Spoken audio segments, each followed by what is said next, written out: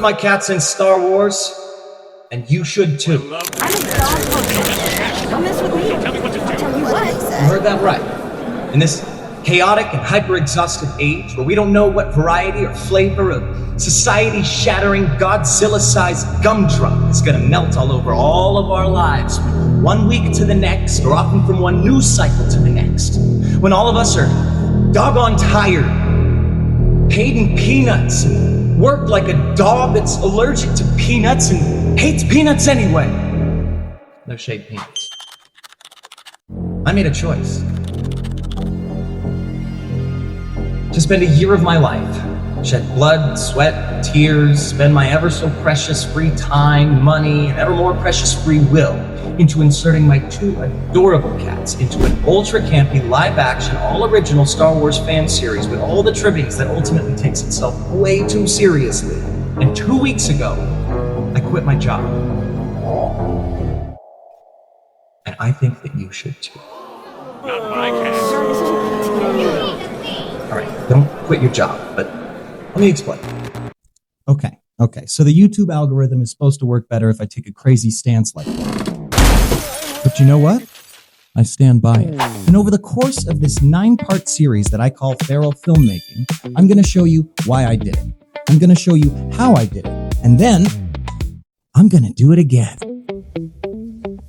So what exactly am I saying? Now, am I telling you to actually go out and produce a Star Wars series with your cats? No. No! No! That would be stupid. Incredibly stupid. No! It was incredibly stupid of me to do it. I want you to invest your time and energy into your own pet project, pun intended. And by the end of this Feral Filmmaking series, if I'm doing my job correctly, you'll be equipped with more than a few down and dirty guerrilla film tricks and hacks that maybe, just maybe, you haven't seen before. And maybe one of them is just the thing to get your idea off the ground. I'm gonna take you on a journey. From props and costumes, all the way to costly mistakes and creative problem solving, continuing to prioritize human effort over AI as an extremely small creator, and everything through the lens of a complete amateur just trying to tell a story. And everything on an extremely tight budget. Very tight. Yes, tight like a tiger, yes. Not an aspiring or amateur filmmaker? That's okay. Perhaps you're some other form of artist or performer or creative out there struggling because you think that you don't have the resources, or you're afraid that you won't achieve the quality with which it exists in your mind's eye, or you're afraid of putting in all that effort and making yourself that vulnerable just to find out that nobody really cares.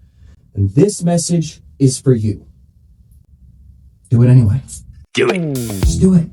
I sincerely want to inspire you to just get out and make your pet project, that thing that you want to make, even if you don't know what it is yet, no matter what you may think is in your way, because it's not. Because the world needs you to. Or what about you need? Because I need you Help to. me, Obi-Wan Kenobi. You're my only hope. And hey, if none of that speaks to you, maybe you're just a cat lover or a Star Wars fan, stick around. Hopefully the Skinfant, the Fur Baby, and I can entertain you a little along the way anyway. Welcome to the channel. It's called Fruit's Funhouse. That's the master himself, Mr. Fruit. That's Miss Nudie Buns. I'm the housekeeper, Harry. Come along, let's have some fun.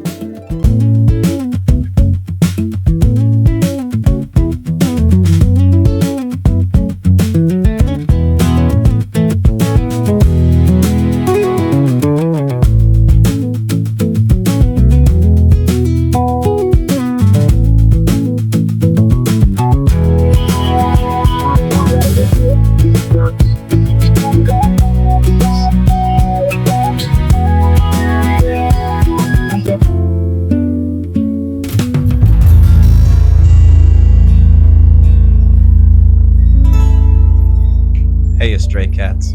May the 4th be with you. So yeah, it's like I said, I put my cats in an original live-action Star Wars series. It uses all sorts of old-school film techniques with modern technology. It's called FRUUT HARI. You can watch the first 3 episodes on the channel now. Shout out if you've already watched it and you're just now finding out it's pronounced Hari. It's incredibly campy and would likely perform much better as a parody or at least a comedy, but this is the way that I want to do it.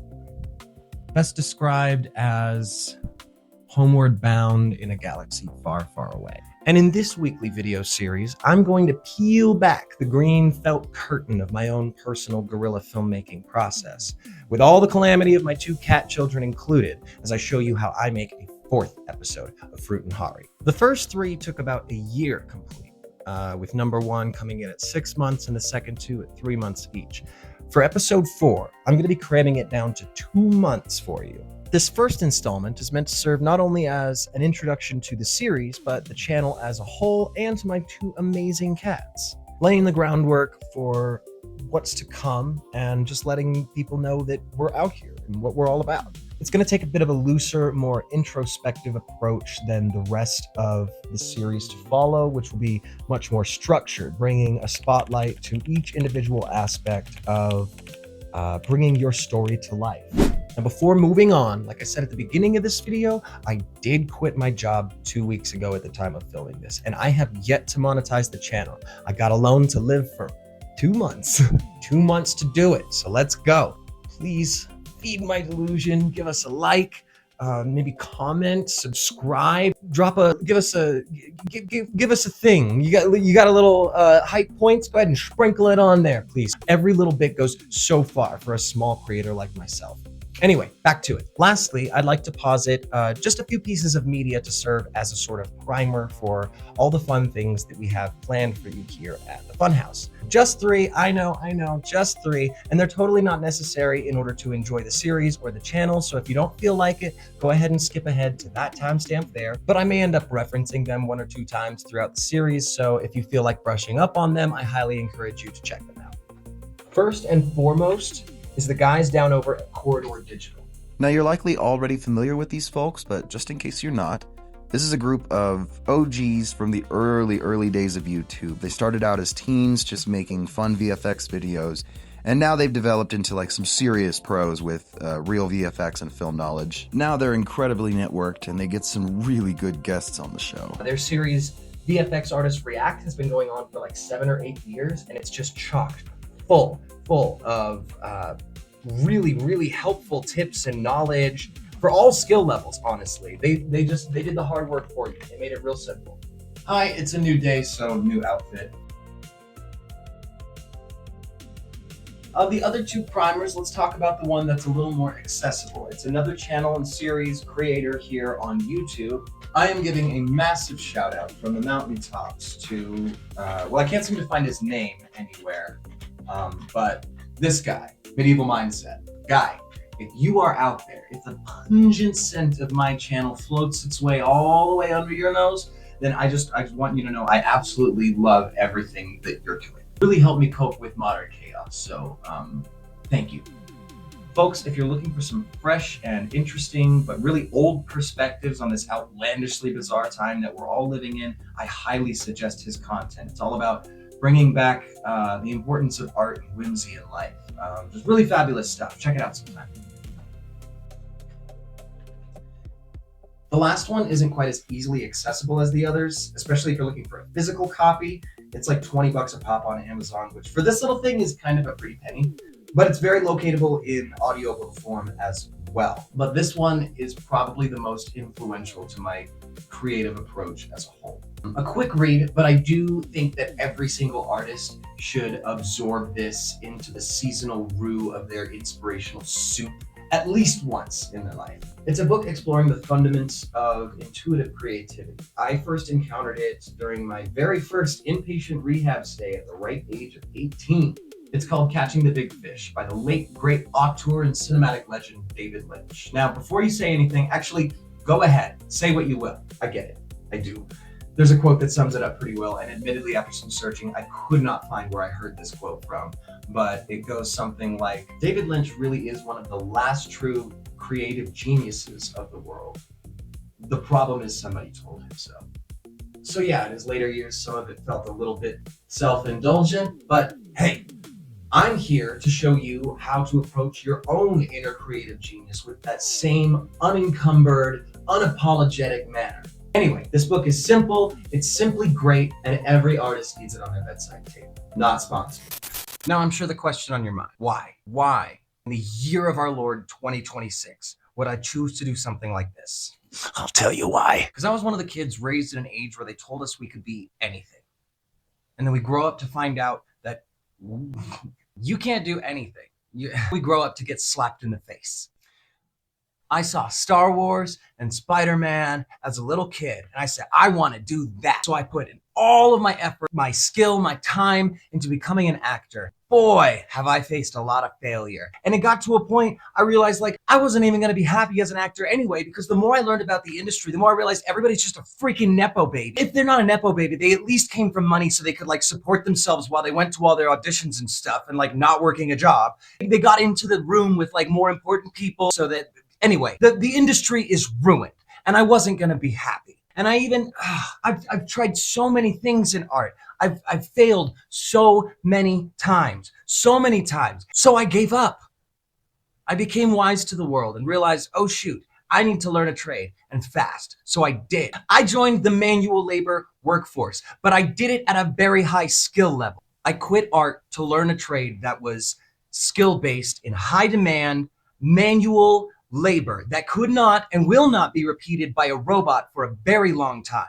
And I found out that nobody cares. I got exploited, used, gaslit, taken advantage of, and scammed in worse ways than I had ever seen in the acting industry. Believe me, I got scammed as a young actor, and there's no way I was ever going to be paid fairly for my efforts.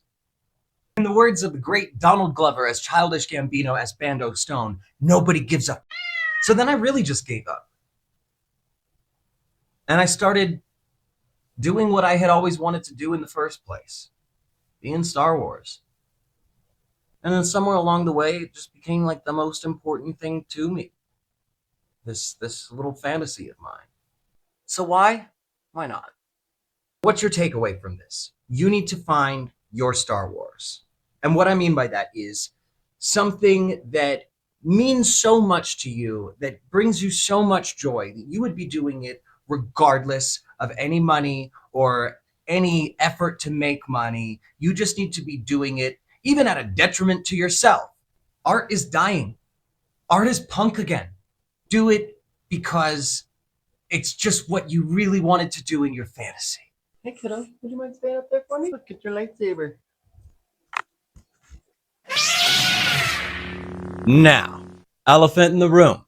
It is Star Wars Day. And as you can tell, I have some feelings about it. I just love Star Wars. All of it. All of it. Now, there is an asterisk on there, like all fans of the galaxy far, far away have to tack on to the end of whenever they say something like that. But I digress. Let's stay positive. The point is, I cracked a million knuckles on those plastic lightsabers back in the 2000s, and I'll always be jazzed whenever something new is coming out. You can bet your bum that my bum will be in a cinema seat for the Mandalorian and Grogu premiere. Wait for the next episode of Maul Shadow Lord, which actually bears some similarities to my series, and we'll touch on that in a minute. But all in all, Star Wars is the greatest fantasy ever produced. Yes, Star Wars is a fantasy, not a sci-fi. Much smarter people have covered this before me, and I'm not about to do it again because I'm gonna suck at it. I'm not gonna do it. It's a fantasy with batteries. It's so many different things, but at its core, it's always got these messages of hope, the bond of family, the value of found family, and the dangers of absolute power. I mean, who can't get behind that? Plus wizards and cowboys and magic and witches and laser swords and sword fights and space spaceships. You know, a guy like me would love our spaceships. Puppets and monsters and aliens and robots and little robots. You should see the little robots. There's this one spaceship that literally white speeded to an entire another spaceship, but we don't like to talk about that for some reason. I get very excited about Star Wars. You know, as children, we have the ability to escape, completely losing ourselves in our own imagination to cope with a lack of agency that comes with being a child. And boy, was it fun. As we grow older, though, gain more control of our lives, we sort of lose the ability to escape into those worlds of fantasy. And as we gain more responsibilities, we start to desire the ability to do that again. And that's where we turn to substances and all sorts of other vices for escapism. Ultimately, though, as we grow older and gain more control, we lose the ability to escape into fantasy in relation. But we've sort of lost control of our lives lately, haven't we? We find more and more a desire to escape into the sanctity of our own minds for solace and security.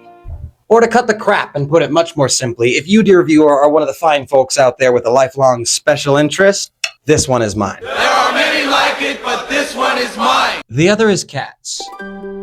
Oh, Oh, I love cats. Every cat, your cat, street cats, bad cats, angry cats, big cats. I swear my last words are gonna be pss, pss, pss. Fight me.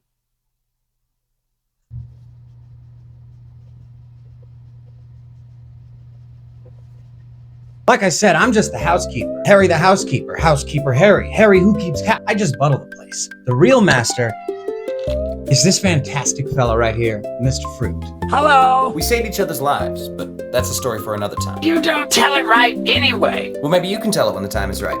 Unlike other tangerine tabbies, this guy sits atop a mound of brain cells he's hoarded like a fat dragon on treasure, taking them from all the other echo-headed little orange babies out there. Thought they were smarter, they would hung on to. For real, he's so smart. He's my little wishbone. Y'all remember Wishbone? Everybody in Beethoven can suck it. I said what I said.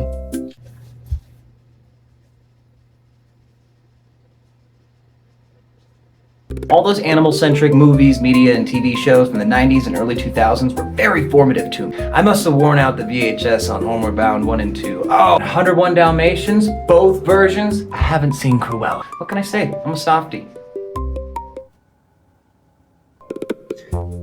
The other featured feline player in our cast of cat characters is this little pampered princess, Madam of the Manor, Danuta Honeybuns, Miss Nudie Buns for short. Hello. Coming in at just 8 pounds, she's kind of small for a Sphinx. Or are you just going to tell a lady's weight like that? She's sassy, Here he classy, goes. a little greedy, and oh so needy. We're addicted just to air each all other's the dirty armpits. laundry, why She's don't you? secretly half alien and half gargoyle, greasier than most politicians, and smells of honey and fresh-cut raw mushrooms and potato. And she breaks necks everywhere she goes. Finally, he says something true. So why then, you may ask, did I not choose to make her the center of this little endeavor? Do you want your shirt off? Of course I want You this can have shirt your off. shirt off. It took you long enough. Don't call her Nudie Buns for nothing. So why, you may ask, did I not choose to make her the center of this whole endeavor? She's dumb as rocks. I'm sorry, it's just true. You can't ever let her know I told you that. There's kings and queens alike, and you treat me in this manner befitting of a street cat. There is only one housekeeper in these quarters, and I am forced to share it with a common tabby cat. I have been revered as a god, you lanky backbone. Now go get me some wet food. The salmon time before I remember my godlike abilities. I may be in my trailer. This is my heart. All of my needs. Now to finish with a little bow on this first episode of Feral Filmmaking, I had mentioned earlier about how similar the plot of my series is to the plot of Maul Shadowlord. It does bear some very striking similarities, both featuring a jaded Dark Force user as its protagonist, as well as an old master and a young Padawan freshly on the run from the Jedi Purge. They both take place in the very early days of the Empire, and it just so happens that we even both chose to reference the same Streetcar Named Desire line. I've always relied on the kindness of strangers.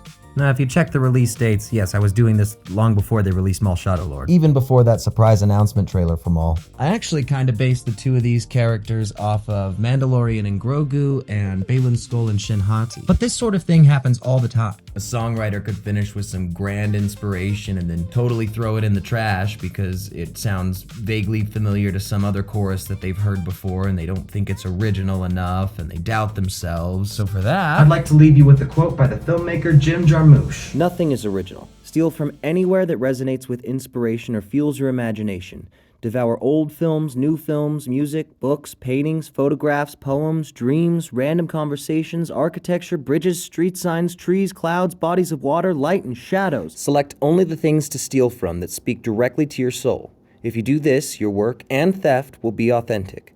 Authenticity is invaluable. Originality is non-existent. And don't bother concealing your thievery. Celebrate it if you feel like it. In any case, always remember what Jean-Luc Godard said. It's not where you take things from, it's where you take them to. Basically saying nothing is original, but everything is unique. But that doesn't really apply anymore in the age of slop. Slop is minus the one thing that makes it unique, the human doing it. So go steal like an artist, steal like a pro and make something unique. So yeah, that's the game. Here's the crew. This is the fun house, and that's what we do. Cat-centric media celebrating creativity in all of its forms. Let's build something fun together. That brings us to the wrap-up for today. I want to thank you so much for watching all the way to the end. Come back next week for a special called Propped Up on Trash. It's all about prop making. This one's gonna be real hands-on. It'll be fun. After that is a spotlight on locations, and next we're talking miniatures. Leave a like if you want to keep watching, subscribe, leave a comment. I'll be responding to as many as I can. But also tomorrow morning, Tuesday the 5th at 10 a.m., we're going to their favorite park. We'll be live there for an hour to say hello, answer questions, and offer any sort of encouragement that you may need. Tune in, say hi. I'd also like to invite you to join us on our Patreon. It's got all my videos ad-free, plus some behind-the-scenes goodies and bonus content. It's a great way to show some love for what we're doing. You of course don't have to donate, but if you feel like showing a little extra support, we'll be offering personalized messages with prints signed by the Miss, the Master, and myself. We're calling them Pop Prints. Each new donor gets their username featured in our next upload, as well as permanently etched into the Funhouse Jungle Gym. At our highest donation level, you'll also get one of these cat hats that you've seen me making. One of just 5 that I personally handcrafted for this first run in magenta and teal, encouraging you to live life out loud and in color and in 3D. If you're into big plush stuff and always feeling like you're wrapped in a big cozy blanket, then this is for you. The Missus and the Master have both approved of the yarn. I put a lot of care into the craftsmanship of these. I think you're really gonna like it. Come snag one of them. If you miss your chance this time, don't worry. I will be making more higher quantity runs of these hats in the future, but not necessarily in this color. Well, that's a wrap for us this week at the Funhouse. Sorry, that was more plugs than an A-lister past 50, but the channel's not monetized yet, and I've got 2 months to establish some sort of revenue. So thank you so much for watching all the way to the end. It really helps. With the Madam and the Master here at the Funhouse, I'm Harry the Housekeeper saying Happy Star Wars Day. Give your cats a big old sloppy kiss for me. Leave a comment. Tell me the stupidest or smartest thing they've ever done. Don't forget we're live tomorrow. Other than that, we'll see you next week. Stay cool, street cats. This one's a special on making props out of trash. It's called Propped Up on Trash. Show props.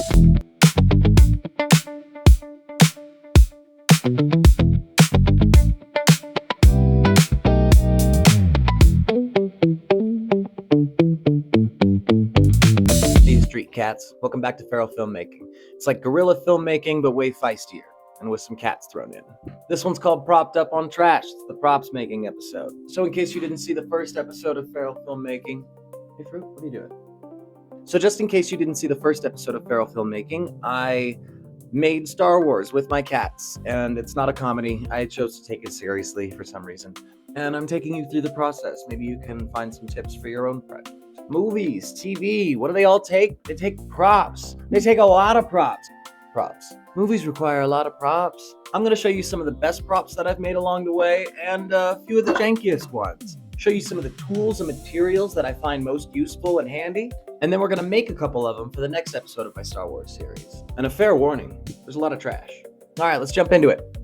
So to kick things off, if you want to build props like I do, there's 2 prerequisites. First is, you got to know what you're looking for and always have your eyes out. Like, it's kind of always got to be in the back of your mind, but like in a fun way. And I know that sounds dumb, but like, I mean, this shouldn't feel like work to you. I mentioned in the first episode how you need to find your Star Wars. If you're thinking about it all the time and it feels like work, then you haven't found your Star Wars. And if you haven't, that's okay. Give it time. The second prerequisite is much simpler, but it's got a bit of a dark side to it. You can't throw anything away. Like, anything that sparks that vision in your mind, you kind of can't get rid of. Anything that you've found use out of, all the scraps, you just can't get rid of it. And I don't really have a system for any of that. If you remember Zaboomafoo, I got their claws. It spills out on me. It's just dangerous. It's not good. It's just not good. If you can, find a better way to organize it than I do. But basically, I've always got my eyes out everywhere I go. Hey, you, baboon! I wish to be on the camera. Let me up. Basically, I've always Make got sure my you eyes get out my everywhere good I side. go. And, Did you tell them about my only if I don't have a use for it, I will. Very dangerously close to hoarder behavior. You did not tell them But I about my promise only you can make some great stuff out of it if you save the right things. Materials. So here's a few of my absolute favorites, some that I get the most use out of. Rigid plastics. These are incredibly useful. They're relatively easy to cut. They can be reshaped with heat, scratch them up and you can paint them easily, or you can keep them smooth. Only thing is, a lot of these rigid plastics are the sort that don't bond to super glue. So you kind of have to figure out some more secure methods.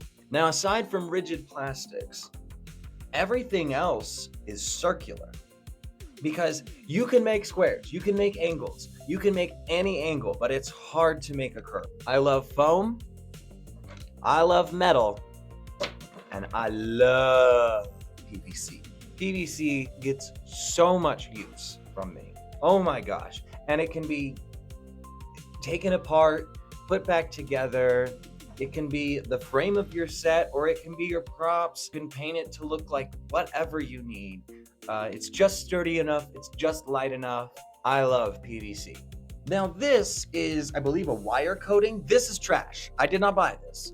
I got this from a pile of junk. And I'll show you where I get my junk too. The microphones featured in the first episode of this series in the intro, they were just that wiring covering with some of this type of foam that I've just cut and glued.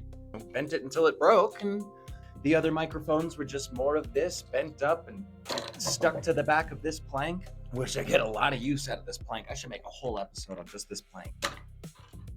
These are cat toys. Just springy plastic cat Hey, we're toys. talking my language over here. You cut a half of this and you stick it onto something, and it's perfect. It's just it's a little wire coming out. Boy, does Star Wars love wires coming out. And the next thing is rope. I get so much use out of rope. Not necessarily in the final product, although often in the final product. More of in the production of things. Sometimes you want to just tie something together. Sometimes you want the look of it. For some of the tubing on the upper part of the cockpit set, I actually just wrapped a bunch of this foam in twine like this and painted the whole thing silver, and then I removed the twine so it had this nice black spiral effect, and it made the foam look a little more like some sort of aluminum venting or something like that you'd see on the back of a dryer, you know? What's up, superstar? You want one of these? You could have it. Go get it. Whoa, yet.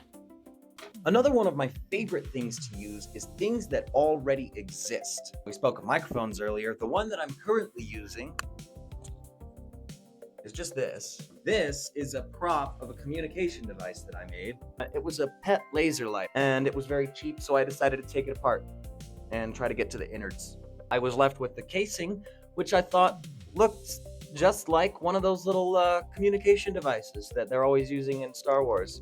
I just, stuck a little mesh in there to imply a microphone and called it good. This is the back of my pilot's seat from the E3 Starfighter. This is a washing board covered with more of that foam, painted up. This is PVC pipe making this part right here. This is cat scratcher material. It's still got the hanger on the bottom here. The paint flecks off, all that stuff, but that's the kind of worn-in look that I absolutely love. The next thing is actually trash. Just junk. Just junk on the floor. You gotta be choosy where you get your junk, and I'll show you where I get mine. If you're not careful, I might end up talking about lightsabers. Finding the best junk. Now, I can't talk about the exact location of this spot in your town, but I can guarantee there will be somewhere like this. I go out to the edge of town. In my case, Albuquerque, New Mexico. This is way out on the west side by the volcanoes. In your town, this might actually be in the middle of town. But fear not, I'm going to show you what to look for. Which is these things. You know that spot in your city that everybody goes to dump their stuff that they're not supposed to dump their stuff. Now, safety is always key. Admittedly, some sketchy things tend to happen out here, so if you need to bring a buddy or some protection, just remember to always be safe. This is kind of new. As you could see in one of those clips, there's a yellow barrier on the floor now. I think you could drive over it with a truck. They're not sharp. Or if you were really careful with a car, but it's probably just best to bring a wagon and go on foot. I'll know that for next time. And as you can see, there's no trespassing signs. They obviously don't want you getting into there, but where I am is still perfectly legal. Bonus is that everything that you take away from here is technically a community service, because it's not supposed to be here in the first place. You'll always know if you're in the right spot if there's trash everywhere and a bunch of signs telling people not to dump trash. But my dear viewers, Tragedy struck. upon hoofing it up that hill and peering over my favorite ridge, I was met with the most treacherous sight.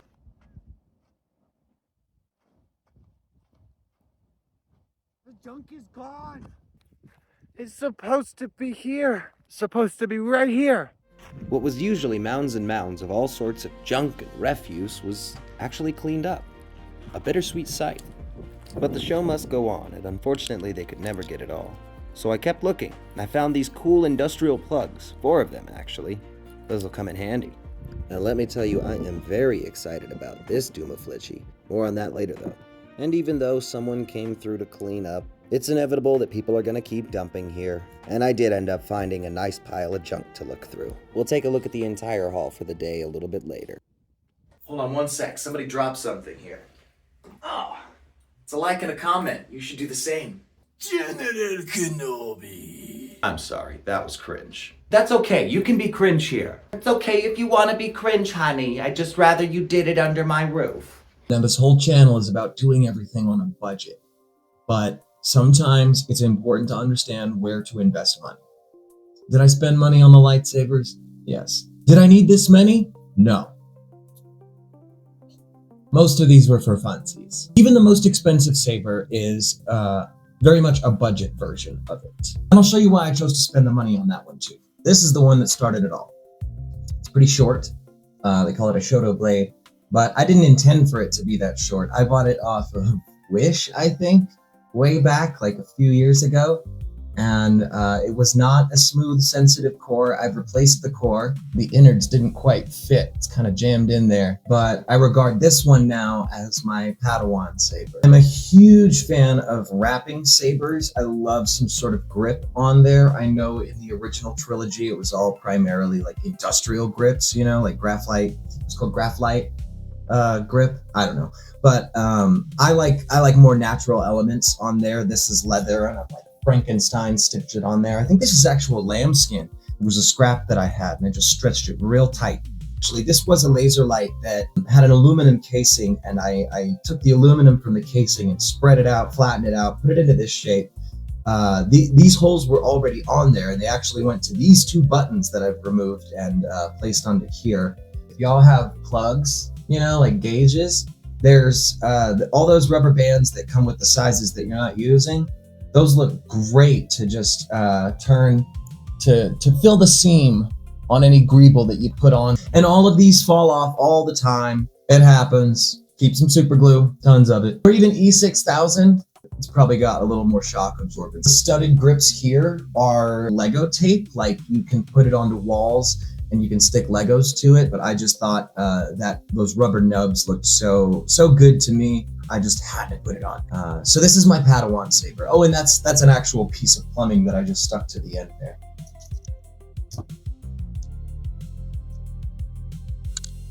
So, whereas that one was too small, you know, I didn't realize ordering it on Wish that it was going to be so small. This one I bought in person, and I was like, oh, it's my first big boy blade. I went a little overboard with the construction of the hilt.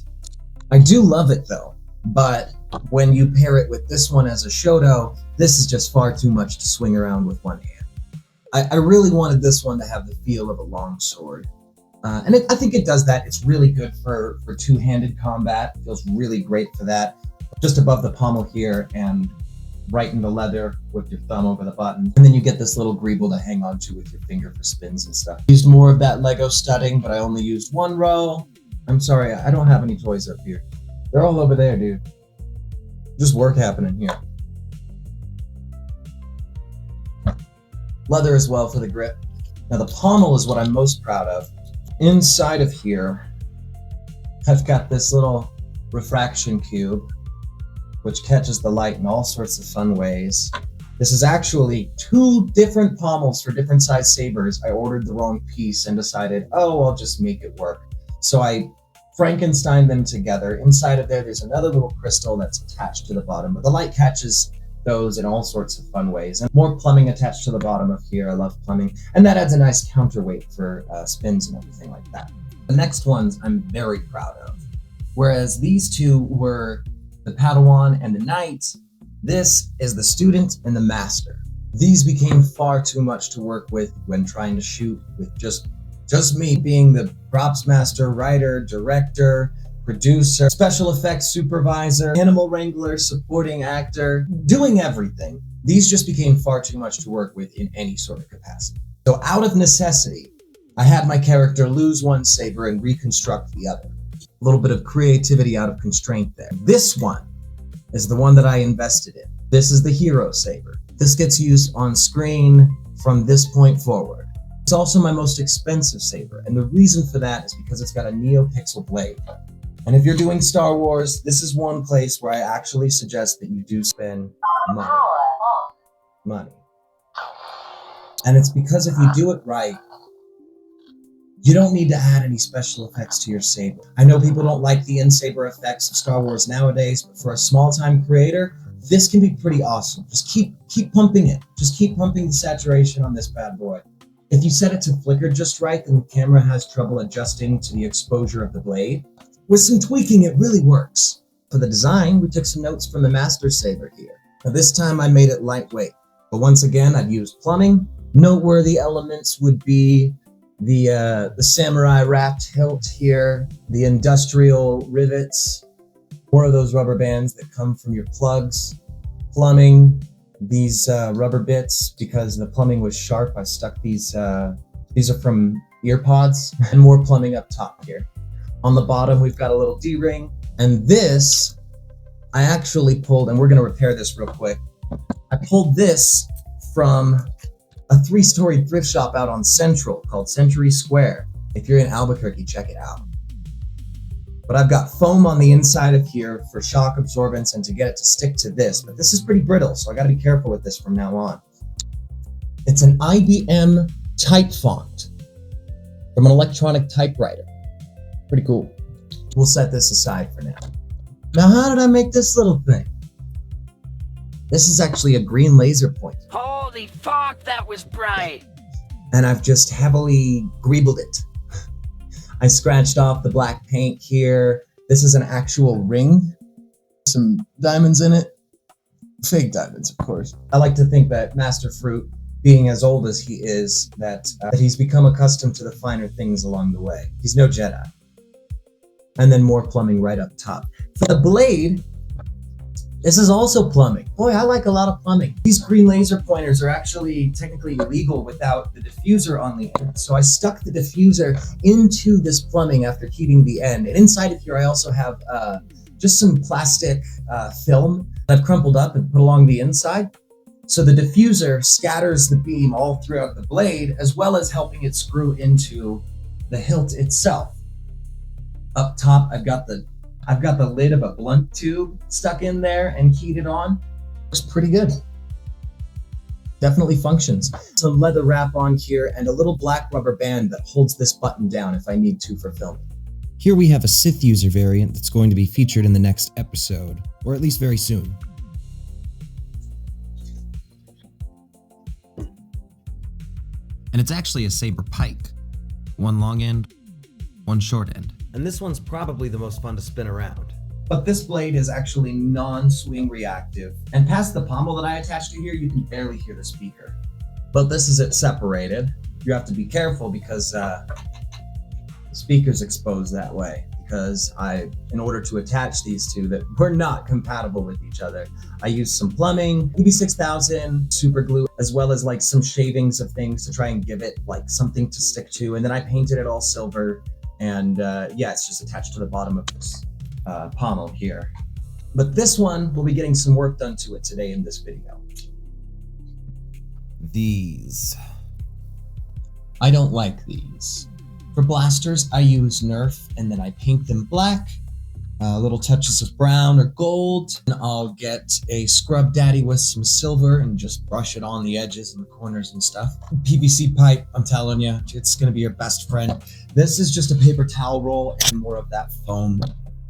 Just getting getting crafty. I don't remember what this went to. I think it was a smoke machine. I don't like filming with them. I don't like transporting them. Without an orange tip on there, things can get really sketchy. The algorithm doesn't like them, and the less time they spend on screen, the better. This here plank. This thing gets tons of use from me. There's duct tape on the sides to give it a different texture and different reflective quality, and then I just used tape to mark off some spots, black and silver paint. Great. Easy peasy, easy peasy. Bottom half of the pilot seat is just this like car seat piece, and I just sit with that thing on the floor and my legs extended out to film. A couple of other janky Hall of Famers I threw together at a moment's notice. These handlebars I made to match the speeder bike as the 1-to-1 scale. In my first Star Wars episode, I had used a chair flipped upside down as handlebars for a speeder bike, but with the angle that I was filming at now, it just didn't work for the third episode. So I had to throw these together last minute to be able to shoot for real the next day. It was this fusion cutter. I didn't even have enough paint. I had completely forgotten about it until the day of the shoot. And this was a big shoot. We had to hike up to a cave for it. In the dark cave, as long as it had that shape, I could work with it. This one I'm actually quite proud of. This one is from scratch, but it's another hero prop. Made out of the same garbage that I make other stuff out of. This is paper towel rolls, making the spikes there. Pleather, just wrapping it, electrical tape. I sprayed orange and silver paint together at the same time and then used a scrub daddy while it was still fresh to just kind of mess it up. Some rope up top here, more plumbing. Bottom here we are Comic-Con safe with more paper towel tubes constructing that bit. It's the 1-to-1 scale prop for our mysterious stranger character. Which brings us to the last thing I want to show off before we start making some props. This is our busted up E3 Jedi Starfighter cockpit from a brute trash can 55 gallon and a coffee table. It's definitely seen some better days, needs some TLC before our next shoot, but it was always intended to be a really busted up version of that spaceship. All right, class, that's enough show and tell. This is a props making episode. Let's make some props. So let's take a look at the haul from the junkyard. Bone, very cool. This little rubber bit, a bunch of wire casings someone stripped the copper out of, cable plugs, 4 of them, some unique plumbing bits. I'm very excited about this one. It's like go-kart headlamp, droid character in the future. This little knob, safety yellow, love that. This Dumaflitchy, I believe is a car antenna, but it's gonna look great on a wall. These little things I pulled out of a TV, and I don't know, they look like they're gonna do cool things with light. This cooler lid, really like this shape. I think it's gonna look great on a wall this way. So for the 4th episode of Fruit Hari, I decided to set it all in one location to make this whole project a little more viable. Without giving too much away, I'll say that our 2 heroes and the mysterious stranger are gonna sit down for a nice dinner. So we're gonna need all the props for that dinner. Cue the montage, baby.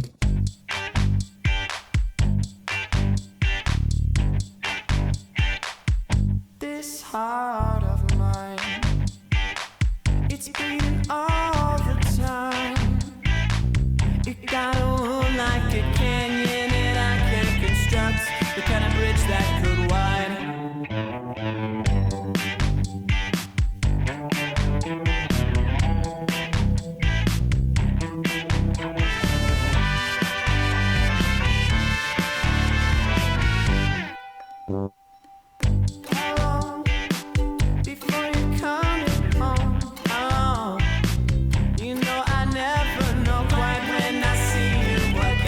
But time ain't been a friend. But if you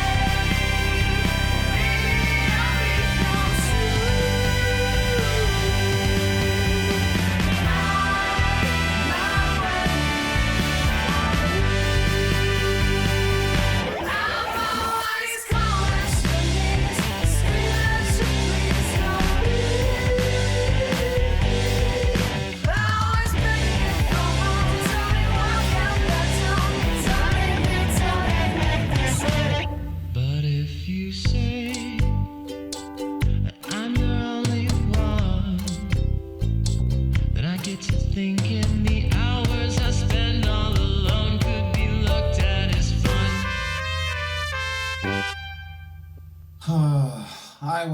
I went way far overboard. I spent way longer on this than I should have. There's so much to fit in one video. You guys have been so patient. Got some great stuff done though. As mentioned earlier, this episode is going to take place over a dinner. Our three characters are going to sit down and have a tense negotiation. We're going to do some characterization exploration and dive into a couple of backstories, as well as setting up the story arc for the next few episodes. This will all be taking place inside of an adobe hovel on Tatooine. All of this nonsense is meant to go on the walls. And here's all our setting for dinner. Mr. Fruit will be gifted this device during the episode, but I'll say less about that. This ornate box houses our stranger's spice kit, if you know what I mean, complete with spice capsule and fumigator. Dinner is served on bones and a custom water receptacle for each guest. Because the scene takes place inside, we always want to have some mood lighting going on, different light sources. So I threw these together. One that the stranger took back from us and two to hang from the ceiling. Now, I know I said we'd work on a lightsaber today, but this episode's already running a half an hour, so we're going to save that for the Inquisitor episode. We're going to be live tomorrow, Tuesday, May 12th, for an hour at their favorite park, 10 a.m. Mountain Time. We'll be answering questions and offering words of encouragement for whatever you're doing. Tune in, say hi. If you haven't already, be sure to check out the FRUUT HARI series. You don't need to watch the text crawl, just skip through it. And the first episode of Feral Film. Also check out our Patreon, where you can find signed prints by the Mrs. the Master and myself, as well as one of 5 of these cat hats that I've made. I'll be doing another run, but this first one is just these 5. Magenta and teal, to encourage you to live life out loud, in color, and in 3D. Personally handcrafted, thick chenille yarn. Put a lot of care into the craftsmanship of these bad boys. I think you're really gonna like them. If you're broke like me and you'd like to support us, you can just leave a like or a comment, subscribe. It all goes very far for a small creator like myself. From everybody here at the Fun House, have a wonderful week. Give your cats a big sloppy kiss for me, and I'll see you on Monday. Stay cool, street cat. Well, I'm gonna be honest. I thought that it would be a little while before I'd have to film something like this, but here we are. It's nothing serious. I just didn't really think my merch through quite thoroughly. I set up a Patreon, and I don't think that was the right choice for me. Because screw subscriptions. I just don't have enough content to offer for a Patreon. What I do have is physical products. So I made a Shopify instead, where you can buy these online. And it's a great way to support the channel. I did plug the Patreon in the first episode of Feral Filmmaking and in the one that was uploaded today, the second one. But that Patreon is no longer live. I want to offer you something real for your money. I will no longer be offering these hats in just magenta and teal. I will also be offering them in a variety of other colors. So be sure to check out the store, that's Fruits Factory on Shopify, to see all the different varieties that I've put together. You can also find signed prints there, autographed by the Mrs. and the Master. Pet safe ink, don't worry. Anyway, thank you so much. I hope you guys are enjoying the series. Be sure to watch the new episode of Feral Filmmaking today. Don't forget we'll be live tomorrow, and keep an eye out later this week for some fresh new content. Stay cool, street cat.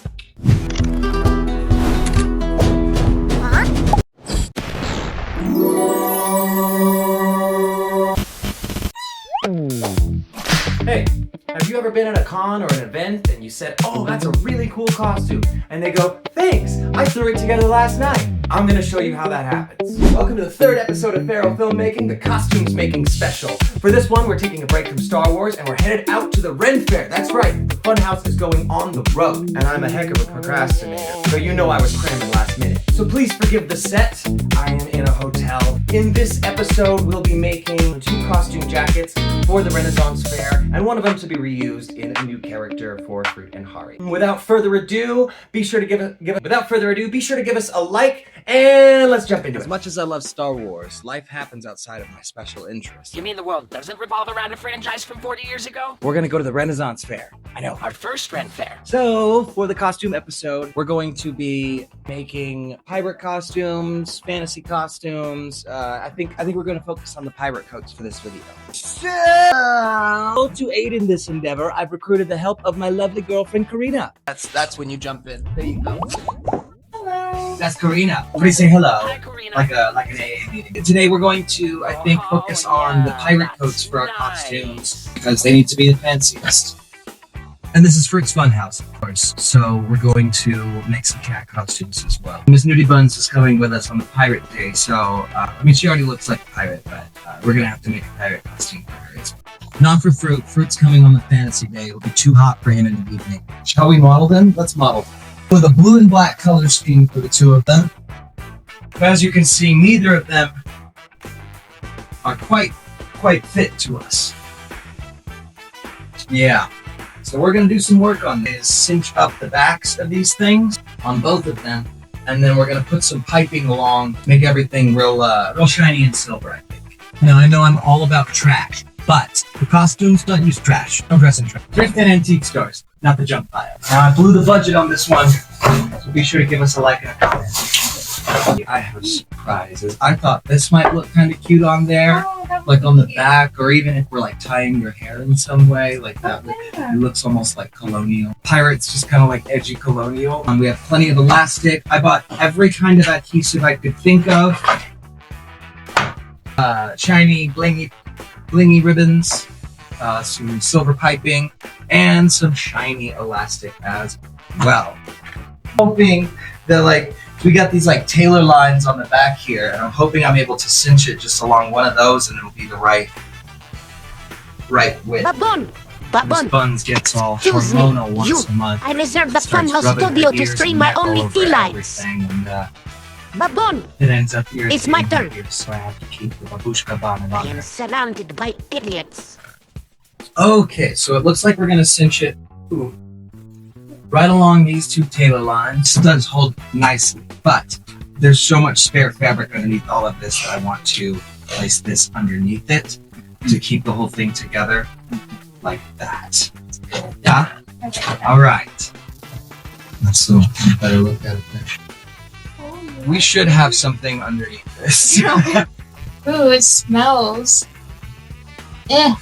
I don't think any craft supplies smell good. Did you ever have an art teacher that was like, I hate the smell of Sharpies, but then she would always have us use Sharpies, and I'm like, girl, I think you like the smell of Sharpies. It's here, girl. Alright, so we got this one side glued with the proper glue, and then I'm just gonna go right on top with one dot, and let that seep in while it's curing. That'll have it cured enough for us to get what we're doing. You can steal the spot. Ooh, you smell like flowers and laundry detergent. He always smells like sweat and weed. Okay, so I think the way I measured it. Huh? This is your measure. Oh. Right there. These little tips are a lifesaver. Alright. Oops. I've picked out all these little, I think they're supposed to hold jeans together. There's a female and a male. They make nice little studs. Or whatever you like. So this is what we're doing to band her sleeve. We got these nice little things, and I'll be putting a little stud on each of there. She went to the bathroom. Quick, while she's gone, everybody tell her how pretty she is in the comments. Thanks. You excited to go? I don't know. We'll see. I think after everything I've seen, I'm just getting harder to impress. We'll see. I think it's gonna be a pretty rad time. I guess. Jeez, don't blow a hemorrhoid. I think you're on everything important right now, dude. Now, Karina's a responsible person and she's attending school. So once I had her measurements, I let her go back to study and I finished up. I've cut a strip of this silver piping the length of the outside of the jacket, and we've selected the seams underneath the armpits to pinch it from. Here's the finished version. I've attached some epaulets to the top with those same rivets I was showing you earlier. The epaulets are made out of just the shiny elastic. I've braided these captain's colors out of the same piping. What looks like leather wraps up there is actually just electrical tape. The piping was stuck on with good old super glue and stitched on in a couple places just for security. This bow came as is, but I did add those rivets and this hair tie to the back. The belt is from my personal collection. I've also banded the sleeves with the same elastic that's on the epaulets. Karina provided this lovely clip to pinch the back. I did get this one erroneous string of glue that is driving me nuts, but time is short, so on to the next. Alright, for the navy coat, I added a spacer to the pinched back, with this pleather alligator skin and some ribbon. And we're gonna glue that down, and then we're gonna cinch it in 2 places, here to here and here to here. With that same faux gator skin, I'm gonna stick it up under here and draw a stencil. Same on the other side. And then we're gonna glue it down. A couple of flaps, keep it on there. Like you saw earlier, I used the proper glue and then a couple of dots of super glue to save on curing time. Here we have 2 strips of elastic, 4 D-rings, and 8 of those rivets. And that's what's gonna hold this coat together. We're gonna put it on the outside of the seam for strength. Right there. Just gonna poke the D-ring straight through it, like so. Does not look bad, I must say.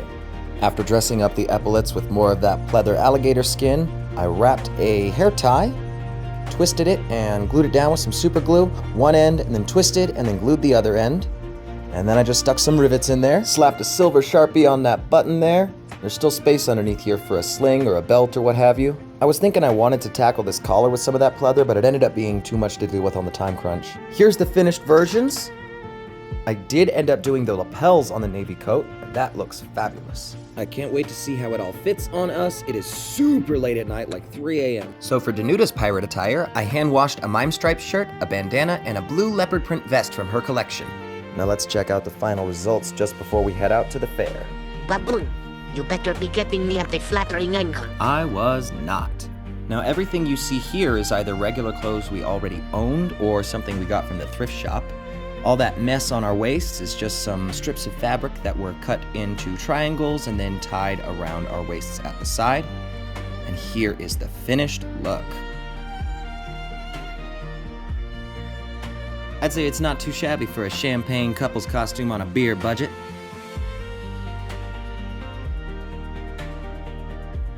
And after a tiny little last-minute adjustment, last looks they call it in film, we were ready to go get our sea legs and take on the entire Renaissance. Let me tell you, this one has been a blast, folks. So thank you so much for tuning in to this 3rd episode of Feral Filmmaking. Hi, Future Harry here. I forgot to ask you guys to leave a comment, but we're a small channel, so if you could, every little bit helps. Thanks! But seriously, thank you. Come back next week. We're going back to Star Wars for Fruit Hari. I think it's going to be a special on locations next week, but don't hold me to that. I'm kind of going out of order here. Be sure to check out fruitsfactory.myshopify.com to get one of the lovely cat hats that I made for you. And stay tuned later this month for FTV's Road Rules, the RenFaire edition. I took Nudie Buns and Mr. Fruit to the RenFaire, and they're going to be a hit.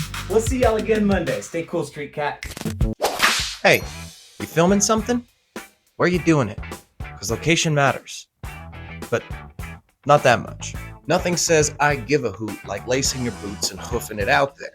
But as a small creator, sometimes your options are limited. I'm going to show you what kind of tricks that I use. Welcome back to Feral Filmmaking.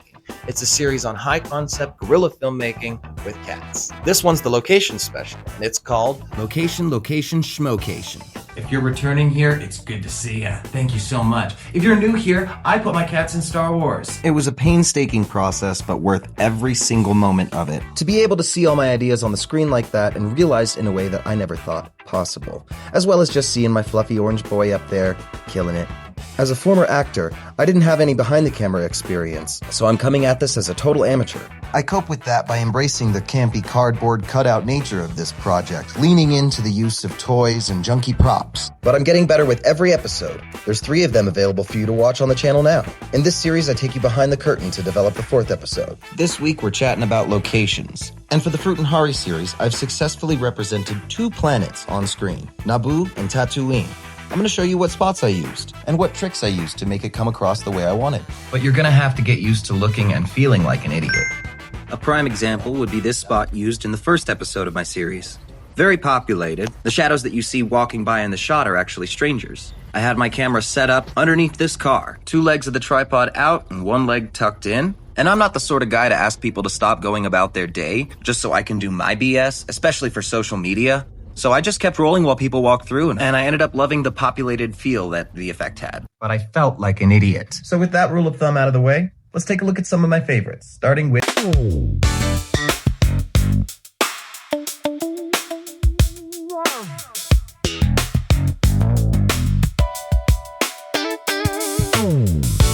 We'll start right back at the beginning, meeting my childhood home, in this ditch that I used to play in. Yes, I played in ditches. It's a desert, okay? Anyway, this basin at the bottom was perfect for our crash site. The first one, that is. I don't know, I can't seem to write a happy landing. Anyway, it took place right there. A little superimposed fire, some embers, and wham bam, thank you ma'am, we got a crash site.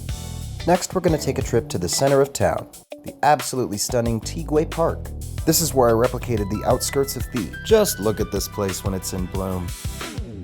I'm lucky enough that the Natural History Museum is right next to all this greenery. Museums always tend to have some pretty obscure and even otherworldly architecture. Which brings us to our next rule of thumb. As the director and cameraman, you are in complete control of what the audience sees. No matter what surrounds you or what engulfs the view, you are still in control of what they see. And in the modern day, you have the option of using a simple overlay as a matte painting. This is called composite photography, and it can help cover up any inconsistencies from the real world. I dressed up, waited till golden hour, and then over here is where I got the actual shot. Go ahead and compare the two. Take a look.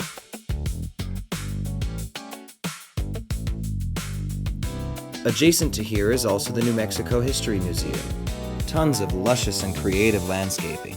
We're gonna take a walk around back to the sculpture garden. Just being here is like being in another world. I gotta admit, I was really excited to film this episode because it meant I got to take this lovely walk.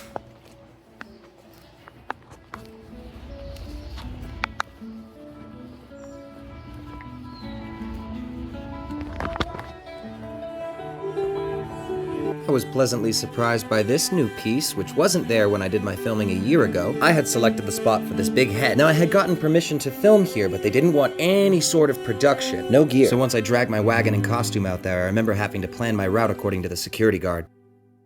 Now, if Tigway Park and the museums were the outskirts of Thebes, then Old Town is the inskirts of Thebes, the most colorful place in Albuquerque, New Mexico. It's got all this orange adobe and everything is accented with these lovely turquoise and blue accents. I mean, everything is painted up with this stuff. Well, maybe not everything, but this is where that director's eye and second rule of thumb comes in. Now, I'm very lucky to have something like this here in my town, but I only chose Thebes because I have this here. If I didn't have this as a resource, then I would have picked a different planet. It's all about working with what you got. That being said, what I got is gorgeous. I mean, just take a moment to take it in. Easily the most colorful place in all of Albuquerque. When filming the escape from Naboo, I had a tough time narrowing down what to use and what would hit the cutting room floor. There was simply just too much beautiful stuff around here. A lot of my favorite shots I've ever created have been filmed within 200 yards of right here. I could go on and on about the beauty here. If you're ever in Albuquerque, definitely give it a visit. This brings us to our next location. Here at this spot is where I filmed Hari's epic hero walk-up, so serendipitously reenacted by this delivery driver. Thanks, guy. I added in some copper piping to make it look a little more industrial. Even with people around for that one, I kind of felt pretty cool. I must not have looked cool while sneaking around, though. Someone added a gate to keep me out. That's new. We don't ask questions, we just move on. I had originally selected this spot for the narrowness and the cobblestone pathway. This grand spire? Actually just an artistic ground level way to cover a dumpster. Always have that lens in your eye, and always remember that you are in control of what they see. But that's enough of Naboo for now. Let's take a drive out to the edge of town. Give a like for my gas tank's emotional support. Those prices are not kidding. He's the greatest there ever was.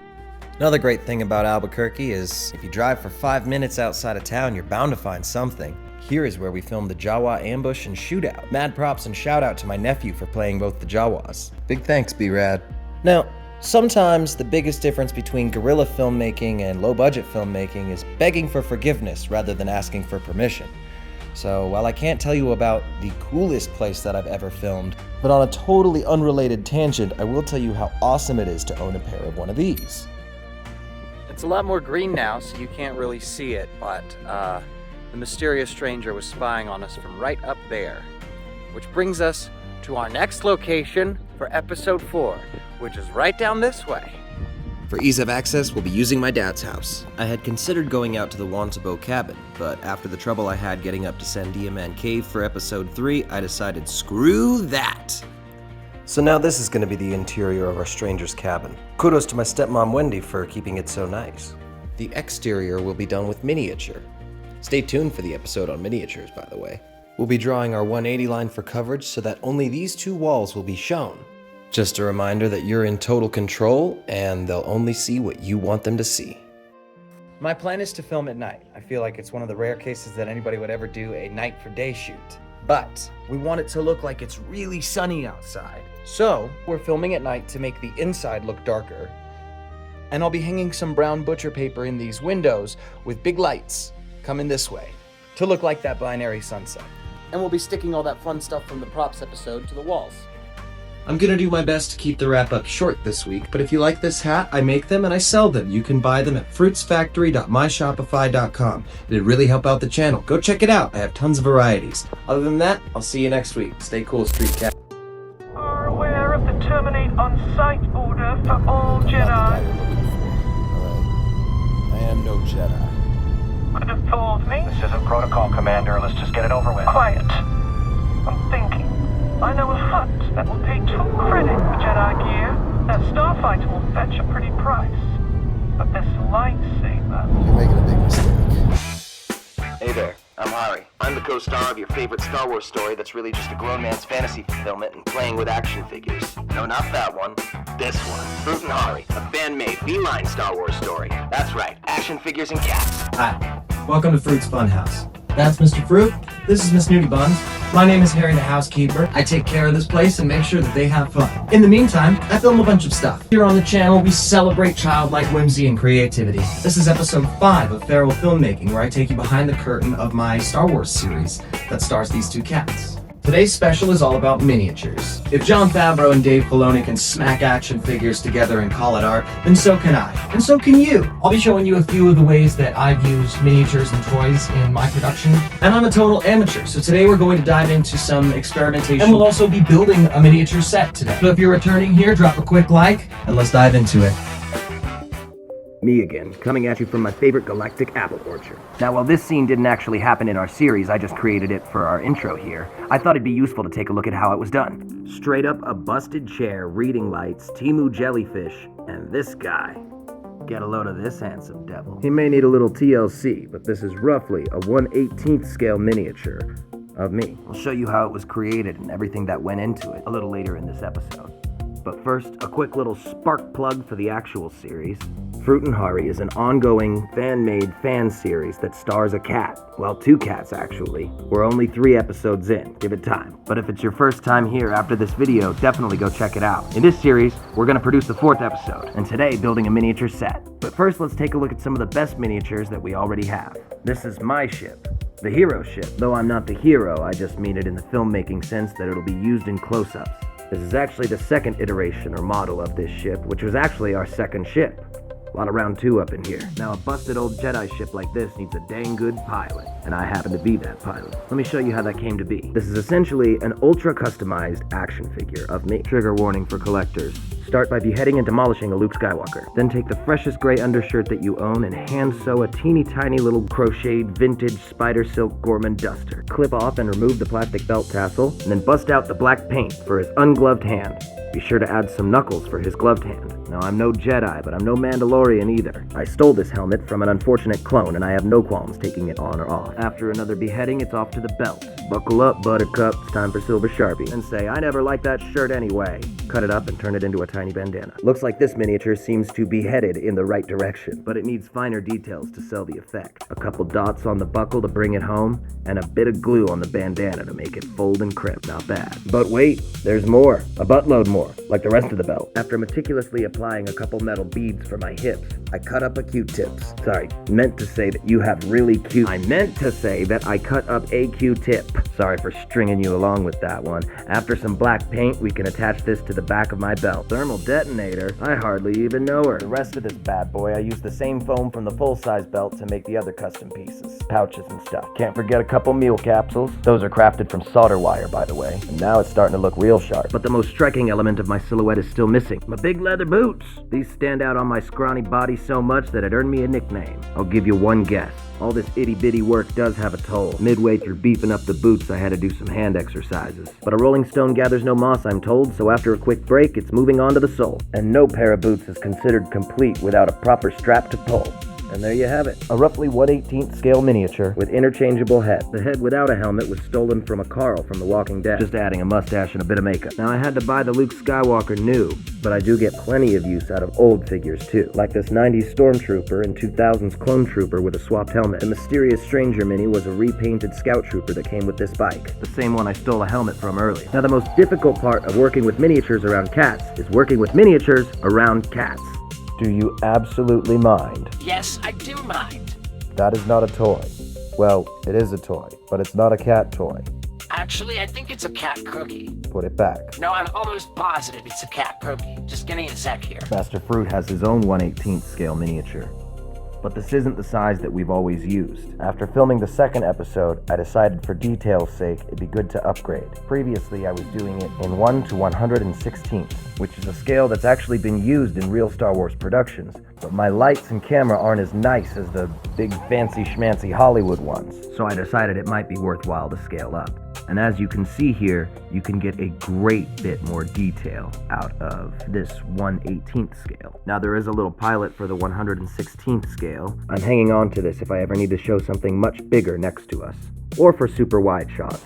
I'd love to take a moment to show off the painting chops I developed on the larger scale. This was red when I bought it, and it's the first time I ever tried panel lining. That's a technique that uses thinned out black or umber oil paint, mixed up and lightly tapped onto the model so it zips along all the creases. I tried it on the smaller one, but it didn't turn out as well. Now this was always intended to be a very busted up version of this ship in the first place, so I made it very dirty. I even developed my own technique for carbon engine black. It's made up of silver glitter and the innards of an ashtray, dusted into all the mechanical surfaces. Now to make it look more metal instead of plastic, I put some silver paint onto a scrub daddy and scratched it up real good, going extra heavy on this right side because we slammed it into a wall while crash landing it. Now the whole concept of a Star Wars character carrying around a cat in a sling was inspired by Grogu being carried around in a sling.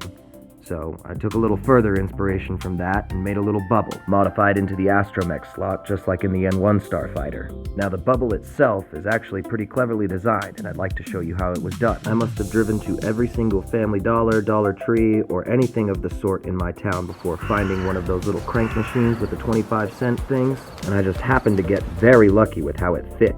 It's like a glove. I filed off the rim for the lid, and that was it. The bottom portion is comprised of 4 things, starting with a key ring and some string on the top there. Then some foam insulation for plumbing, the soft kind, and a washer on the bottom. And thank heaven above, it just happens to fit our miniature also, like a glove. The soft foam helps it be a tight squeeze and mend any gaps. Now this bubble feature hasn't actually been featured in our series yet, but it is written along the way. Y'all will just have to stay tuned. I used the plastic from a trash can to fill those gaps, and some more foam underneath. And it can rotate around for filming as well. Having the mini in there will be incredibly useful for any shot that's not static, meaning still, where I can't superimpose the actual guy in there. A technique that I have used already. In this scene, he's actually not present. He's superimposed in. I just had him act out some scenes and stuck him in there afterwards. Here's an example of an exterior static shot where I superimposed him in. Next episode of Feral Filmmaking is Intro to Cat Acting, by the way. Cacting, if you will. This is going to be a fun one, so y'all stick around. Be sure to check it out. Basically, I'm going to show you all the ways that I've bent over backwards just to get basic movements out of these 2 cats. Don't worry, they are well bribed for all of it. There is no corner of his criminally orange soul that this boy would not turn over for a single cat cookie. He's well fed, I promise. The boy is not starving, but this love of food does come in handy when filming scenes. He's motivated. Anyway, if I really want to utilize this bubble, I'm going to have to make a full-size version. I plan to construct the 1-to-1 scale out of this pet window, designed for a fence. Surprisingly hard to find a big clear dome. Even harder to find one at micro scale. Still haven't found one that's quite right. But I feel like for the kind of wide shots I'll be doing with that, it'll be fine. Alright, now we've looked at characters, we've looked at ships. It's time to take a look at my favorite, weapons. Would it even really be an episode of Feral Filmmaking without a lightsabers mention? Of course not. Now anyway, this is the 1-to-1 scale that we're trying to replicate. To start off, we went with an Obi-Wan Kenobi hilt in the Episode 1 era. selected for the blue blade and the round pommel on the end here. I was lucky enough to find an extinguished and an ignited version. After a quick repaint, that was it. Pretty simple stuff, actually. Now, why would you even bother with a lit Mini if it doesn't light up? So for that, I have a bit of an idea knocking around of just shining a blue laser light on it while filming. You'd have to aim it very carefully, and the characters would have to stay still, but perhaps that wouldn't end up being my biggest difficulty anyway, as working with laser lights is even worse than working with miniatures. I didn't even do anything! Speaking of the cat, we also have his saber. This cute little thing is also a laser light. The Mini is Yoda's saber repainted, from the same Luke Skywalker action figure I made mine out of. And to light up the little blade, we're just going to use the bigger blade. It's technically illegal to use these without a diffuser, but I think in my own home, it's just fine. Anyway, while all that is planned for the future, why don't we talk about the things I've already done, and how did I go about doing it? How was it filmed? Now, there's already a ton of videos talking about how to film miniatures on a blue screen for Star Wars, so I want to talk about my speeder bike. The reason being that instead of filming in front of a blue screen or in a studio, this one was out in the wild, out in public, on location. Natural lighting and composite photography, practical wind effects, and all. Now, this model itself is another repaint from a previous one that I'd already used. This was before I had any skills in miniature painting or anything like that, so it's just permanent marker on there. But it turned out pretty okay, or at least okay enough to make me think it was worthwhile to try it again. Now, this speeder's been rotting on the sands of Tatooine, so we went with brushed steel, a bunch of dirt, and rust. I really busted my chops on this one, using a Gundam panel liner for some of the dirt in these creases, and dotting it up with rust and mud with that same panel liner, as well as using that same technique for the carbon black that I talked about before, which, for a reminder, is just ashtrays and glitter. As a final step, I implemented that panel lining oil wash technique as well. However, it proved too much, and I wiped it off everything but the leather bag. To create the brushed steel effect, it's once again just a Scrub Daddy. On these rusty pipes, I added some orange with the Scrub Daddy as well. Now, because this is a toy and not a model, there's screw holes that I had to cover up with metal rivets there. Ended up much shinier than the brushed steel because it was real metal, so I painted it brass with the same pen I used for the rust. Speaking of which, when doing rust or damage or any sort of weathering really, I always keep in mind the advice of Adam Savage. Each mark needs to tell a story. What that means for me is for each mark, each blemish that I put onto a model, there's a little moment or a little scene that plays out in my head that sort of explains or justifies how that damage got there. Rationalize it, if you will. Anyway, like I said, I took this one out in public. To avoid the gigantism effect of having large sand, I went out to a baseball field that had recently been raked and rained on, where it was a nice orange color and uniform enough to not stand out.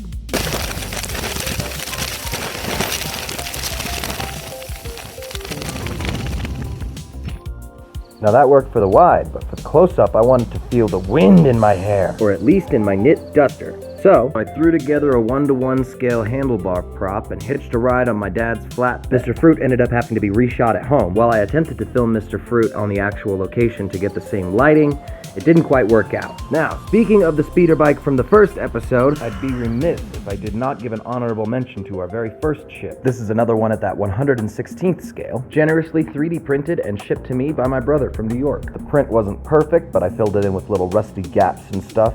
These turbines are with gold flake and a copper pen. Turns out there's a model glue just for filling windows, so that's what that is up there. No sparkles in this one, but this is the first time that I ever attempted using ash as a material. I sourced the data for the 3D model online. It's loosely based off of the Royal Naboo starships from episodes 1 and 2, but I wanted mine to look a lot older, like an older design of it, an older version of it before they'd really gotten it all flushed out and pretty and smooth. In the canon of the story, Master Fruit is quite old, and he's stolen this from the Royal Fleet, about the same time that he left the Jedi Order. What, so shocked? I keep telling you, we're not Jedi. And that's what we're going to tell our new friend, the mysterious stranger. As we're going to learn, her name is Sandy. Actually, her real name can't be pronounced in common, so most humans just call her Sandy. For the miniature, as I mentioned earlier, the body is a repainted scout trooper, but the helmet came from an entirely different franchise. It's a Power Ranger, blue one to be exact. I gouged out the visor, filed the horn off, painted it black. The full-size version of this visor is a welding mask, but to replicate that in miniature, it's a small piece of clear clamshell packaging with blue tape underneath. This little weapon was very fun to make because it was crafted at the same time as the larger model, both taking influence from each other as they started to take shape. Overall, overall, I'm in love with it as a prop because it visually represents both worlds that this character hails from. Now, I could go on and on all day about all my toys, but that's not what this is about. We're here to make stuff, not reminisce. That's right, like I promised, in this video we are also going to construct a set, a miniature set for episode 4 of FRUUT HARI, the actual core of this video. But before that, a very brief word from our lovely sponsors. Hey, whoa, just one, okay? It's just one sponsor. It's not even a real sponsor, all right? I just gotta pay the bills, just one. Welcome to Taekwondo. Bow to your sensei. Bow to your sensei! Let's talk about your appearance. You think I got where I am today by dressing like Peter Pan over here? Literally, yes, I do. You think anybody thinks I'm a loser? Because I go home to Starla each night? Not a chance. Now, take a look at what I'm wearing. Think anybody wants a roundhouse kick to the face while I'm wearing one of these bad boys? A hand-knit plush beanie with cat ears from Fruit's Factory? Not a chance. And now you can get your very own. Go to fruitsfactory.myshopify.com to get yours now. Bow to your sensei! And we're back. That wasn't so bad, was it? Either way, thanks for sticking around. And maybe consider buying a hat. Anyway, on to the matter at hand. We're gonna build an adobe mud hut cabin out of gingerbread housing. Yup. It expired way long ago. Actually, it looks like it's still got 1 month left in it, which means I will be eating any leftovers. I'm a sweets guy. And we don't waste food around here. Isn't that right, Mr. Fruit? So here's the plan. Build the gingerbread mud hut. That's a hut. We're gonna put it in a box and fill it with sand. That's a box, that's sand. Then we're gonna dig a hole. That's a hole. Then we're gonna put the box in the hole.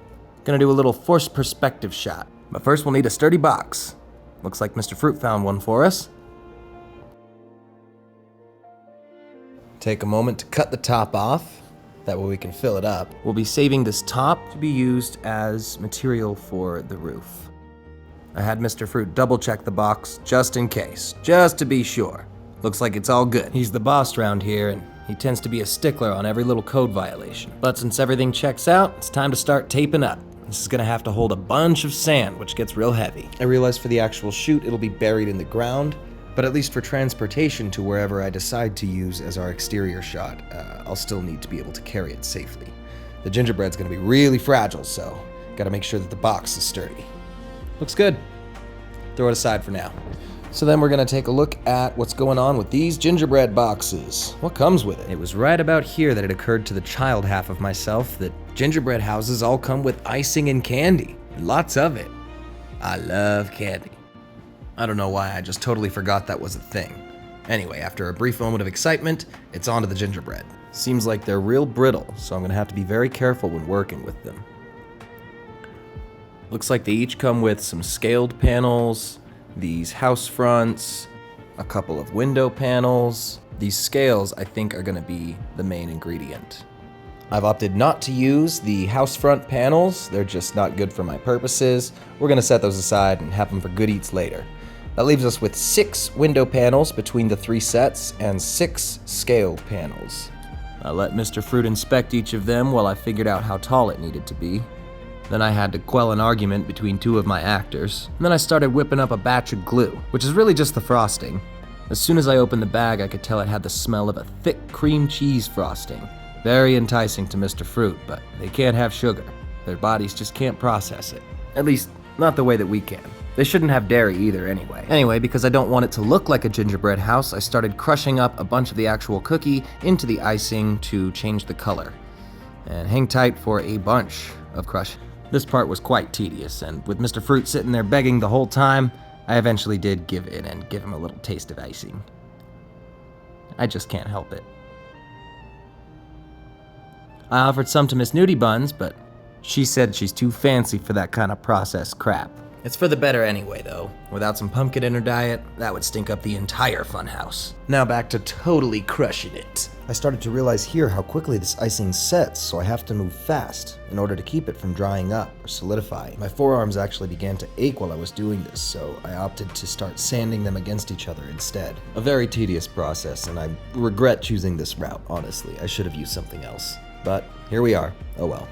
This is where I actually started to get a little closer to the color and consistency that I wanted. I'm really just trying to get as close as I can to the actual gingerbread house. Up next is to start roughing up these panels. Using a combination of water, icing, and paint, I covered each wall in some weathering damage and erosion, dirt, all sorts of different stuff. I get a lot of texture out of this. Mr. Fruit was of course supervising the finer details.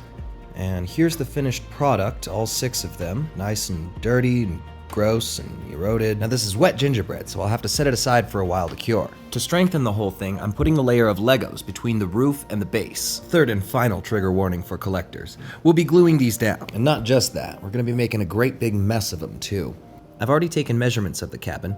It seems each panel is about 12 studs long, so that comes out to 36 studs by, what's 12 plus 4? 16. It's 16 by 36 studs.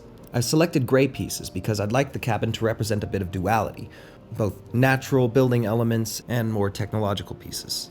Here I've loosely traced out a roof on cardboard, and I've decided to rip it instead of cutting it. I'm hoping the 2 jagged layers overlapping will give this model a little more depth. And there you have it. Raise the roof, baby. Probably do it brown side up. We'll still need to paint it, so wait one moment while I go do that.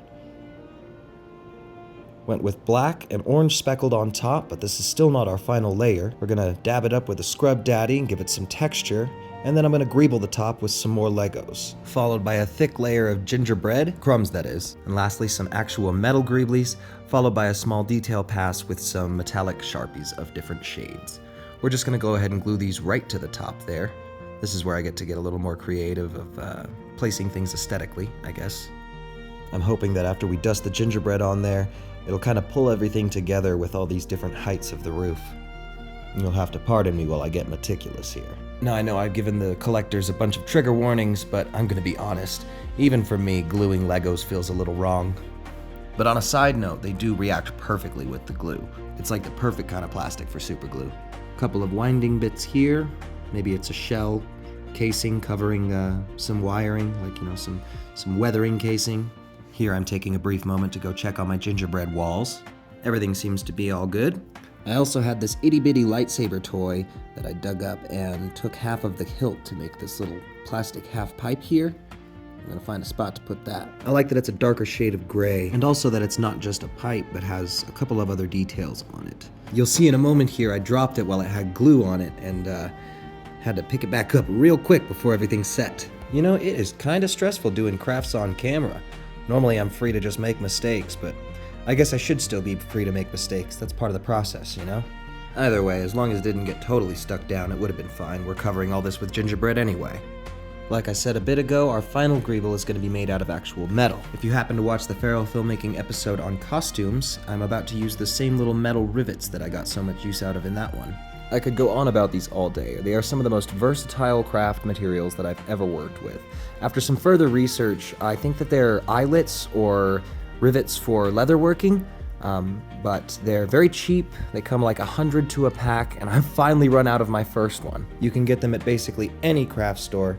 The quality varies, but you know, if you're not really using them for leather, then it doesn't matter. Now it is finally time to grate some gingerbread over the top of this thing. Stay tuned, just a little patience while I pepper the holy heck out of this bad boy. Here's a fun fact. Did you know that desert sand is no good to make concrete out of because the wind polishes it too smoothly? Now you know. Personally, I can't stand sand. It's coarse and it gets everywhere. Sorry, I had to. You know I had to. Alright, now that we got a nice even coat on here, I've patted it down just a little bit, and then we're gonna dust off the excess and go ahead and glue this roof down to the foundation. Or the foundation of the roof, I guess. Just want to make sure no crumbs get stuck where I don't want them, particularly in the little vent pieces that I put on there. But anywho, here's a better look at it. After this, I did decide to give it a pass of some metallic paints and just a couple more greeblies on it. You'll see in just a moment here.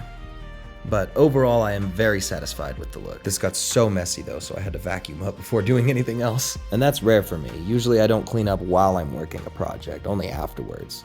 And sometimes not even that. I'm using a softer, more gel-like glue, so it has a bit of jostle resistance, if you get me. Next up is to take those panels that we prepared earlier and put it all together now. But that wet gingerbread is still curing, so for the final results, you'll just have to come back next week. Yeah, I know, I'm sorry, but it's all the more reason to tune in again, okay? Come back. But before completely signing off, I figure I'd give you a show of this leather that I'm going to use to cover the windows, and also give you a closer look at the finished roof here. Well, I think that about does it for the 5th episode of Feral Filmmaking here, so if you've watched all the way to the end here, I would very much appreciate a like or a comment. We are desperately trying to monetize this channel, and that means you. Yeah, we're counting on you. You can make this happen. You can help us build something really fun together here at the Funhouse. What do you say? It's free and it's an excellent way to support the channel. Ah, what am I talking about? You already commented, didn't you? That's right, you already did. I don't know what I was thinking. Anyway, I will see you right here, not at this apple orchard, but at the Funhouse, next week on Monday. Sorry I was a little late this time, but, well, life kind of happens. Plus, I really wanted to up the quality on this one, keep giving you guys something better each week, and, you know, I'm really doing this for you guys, so please let me know what you think. And oh, one last thing, a much more exciting note. The channel crossed 4,000 subs. That's huge. That's actually really huge. I've never really had one of my personal projects do those kinds of numbers before, and I owe that all to you guys. So, golf claps, big thunderous applause. This is it. We're doing it! And I promise I do still have my Road Rules video coming out with the RenFaire. It's just taking a long time to edit through. I appreciate you guys being so patient. But thanks for sticking around. We'll see you next week. Stay cool, Street Cat.